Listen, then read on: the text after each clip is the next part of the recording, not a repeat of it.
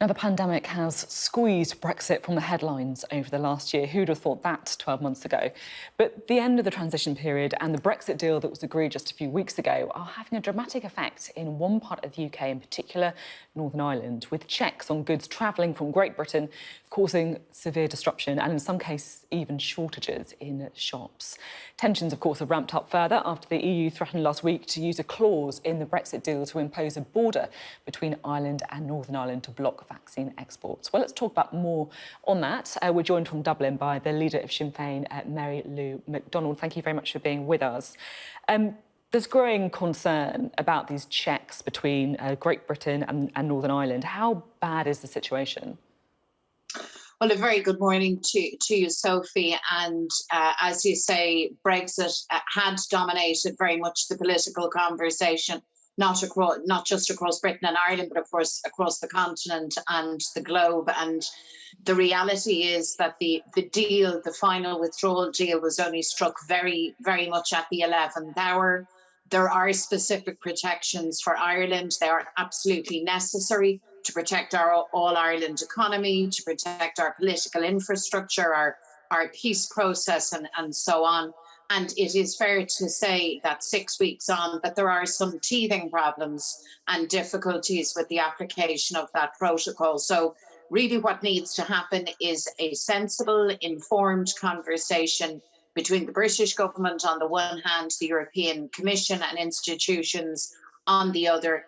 And the flexibilities and mechanisms envisaged in the protocol need to be used to iron out and mitigate those initial problems. But it also has to be said, Sophie, that Brexit was never a good idea. We argued strongly against it. We advised very strongly that there would be disruption, that there would be difficulties. And really, it should not come as any surprise to any sensible person that we are now facing into some level of disruption and difficulty. The protocol flexibility will deal with a lot of those concerns, but no one should pretend, least of all the Brexiteers who shouted most loudly for Brexit and told us that Brexit is Brexit. They should not be surprised at the fact that Brexit is disruptive. Brexit is bad news for Ireland. And of course, it creates these kind of trading difficulties. I also noticed... We do know, of course, your position on Brexit very strong, yeah. But at the same time, now that Brexit has happened, just to kind of look at what can be done to try and mitigate the issue as at the border and with the movement of goods. Do you think the grace period should be extended, as some has called for, to the grace period for checks on goods? Well, Mr. Šefčovič from the European Commission will be in London during the week. He will meet with Mr. Gove. And I think, firstly, there needs to be a very detailed examination of exactly where the bottlenecks are. And I think there needs to be an assessment of the flexibilities that we have and how they have been applied or not. So that's the first job of work. And then beyond that, there needs to be a consideration of what we can do whilst respecting the fact that the protocol is now in play. It is a matter of international law. It is absolutely necessary to protect just the baseline issues for the island of Ireland. But I think all of these things, Sophie, are surmountable once we have calm and once we have a sensible conversation. And I've said, I think, to yourself, Sophie, amongst others, many times, I mean, the truth is that Britain or England in particular has decided to Brexit, and who are we to stop that, although we regard it as ill-advised, but that's just a view. We respect the democratic wishes of your people, but equally there has to be a respect that a Brexit that was not sanctioned democratically by the people of the north of Ireland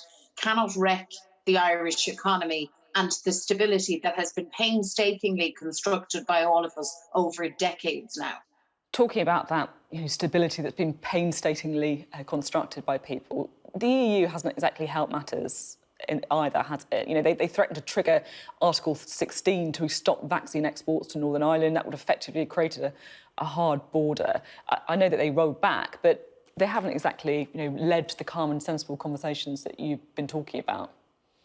Yeah, I mean, I agree, and everybody agrees that the talk some days ago about any prospect of triggering Article 16 was absolutely ill judged. And fortunately, the European institutions stepped back from that very quickly when they gauged the reaction of everyone, including all of us on the island of Ireland. So that didn't happen, nor should it. And so, therefore, I think any talk from any quarter of some kind of retaliatory tit for tat approach by the British government, I think is just very, very reckless. I think good sense, common sense, and a real understanding that Brexit is for keeps. I mean, this is a big game changer for all of us, and it has to be managed in a way that is sensible, in a way that is fair. None of us wanted trading barriers between our island and the island of Britain or across the continent. But Brexit has happened, and in some respects, those that advocated this so strongly now need to very much accept the fact that these are the consequences of their decisions. And for us on the island of Ireland, there is the immediate need to have the protocol work to protect Irish jobs and livelihoods,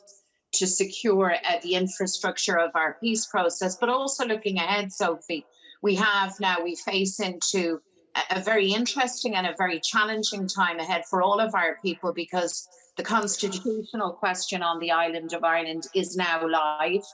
The issue of partition and the border on our island almost a century on. And that's something that the British and Irish political system need to step our way through very carefully, because we need to create the ground and the plan now for an orderly, peaceful, democratic, constitutional change and Irish Okay.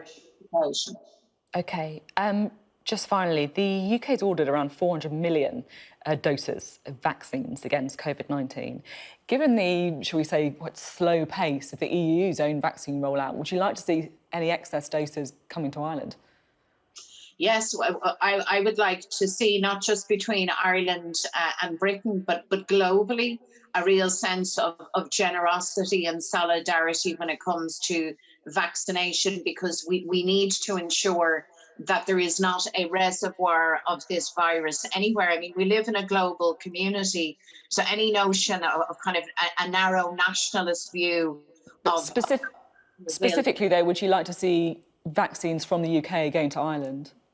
well, certainly if there is an excess of supply in Britain, and if there is a capacity for that to be shared with Ireland at some point, well, yes, of course, absolutely. The project here is to get people vaccinated. And this is, as I heard your previous contributor remark, this is a race against this virus and against death. So yes, I think a spirit of fairness and generosity needs to prevail in this, my goodness, above all other issues. So yes is the answer. And if the scenario, by the way, Sophie, were vice versa, I would expect that a similar generosity would be afforded to the British people, because the virus doesn't care about politics or borders or any of these things, and we all share the same human biology. And it is so important that the incredible work that has been done by scientists internationally, including at